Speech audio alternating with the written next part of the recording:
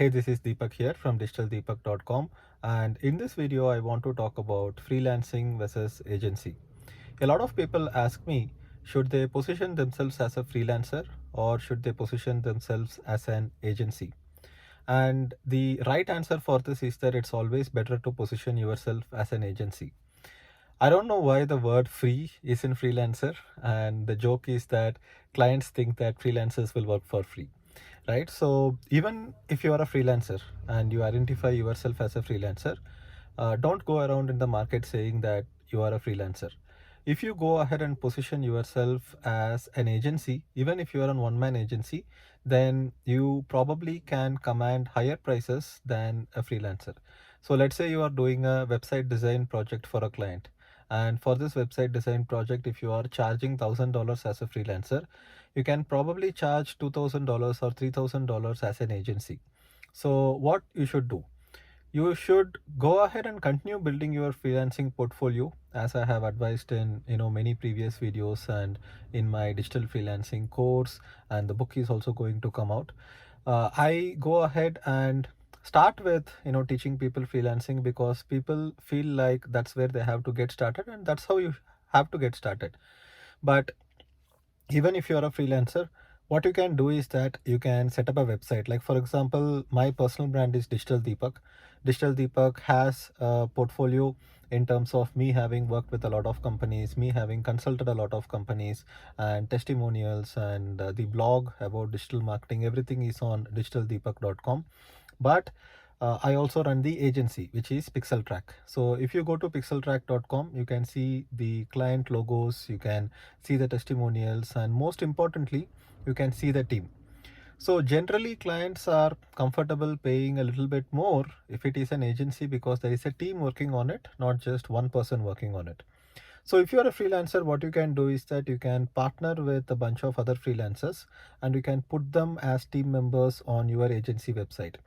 This also means that you have to come up with a brand name for your agency website and your agency brand. Like for me, the name that I came up with was PixelTrack. So initially we had the domain pixeltrack.in, and then I hunted for the pixeltrack.com domain name and eventually acquired it.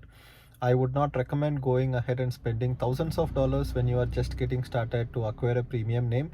But if you have the money and if you are taking your agency journey very seriously, then you can go to hugedomains.com, buydomains.com, brandbucket.com, sedo.com. So all these domain name after marketplaces will have some good name that you want. I usually prefer a .com, two words, 10 characters or less, right? So you have to go ahead and create that agency brand for yourself, and inside the agency website you can put your team. And even if the people who are working with you are not full-time members, you can still put them as team members, right? Like for example, if you are doing a website design project for a client, and if you have a friend who is focusing on SEO, and another person who is focusing on logo design, another person focusing on banner design, another person focusing on content writing, then you can put all these people on your agency website, call them as team members. So if you have an agency website and if there are at least 5 team members in it, there are some client logos, client testimonials, your vision, mission, why you are doing what you are doing, how you are helping your clients, and some case studies on the agency blog, right? Like for example, for me it could be pixeltrack.com/blog, or it could be blog.pixeltrack.com. So apart from building your personal brand as an expert and as a freelancer, also go ahead and build an agency brand, right? So when you build an agency brand, you can reach out to clients from the agency email ID, and it will just look a little bit more professional, right?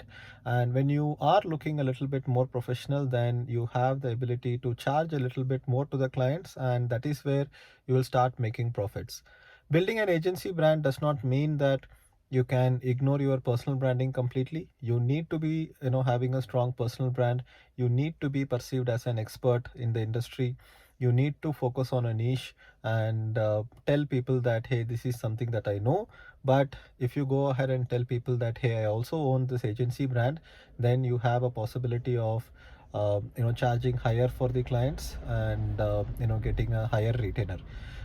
If you want, you can also register the agency brand as a separate company if you want. And if you think it's a good idea, you can also get a co-founder or a partner for your agency. If you have a stronger personal brand than your partner, then make sure that you own at least 70% of the company, or at least 60% of the company. 50-50 partnership will be a little bit tricky.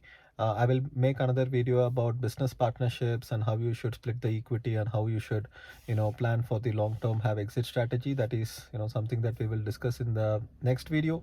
But in this video, I just want to, leave you with the thought, don't position yourself as a freelancer all the time.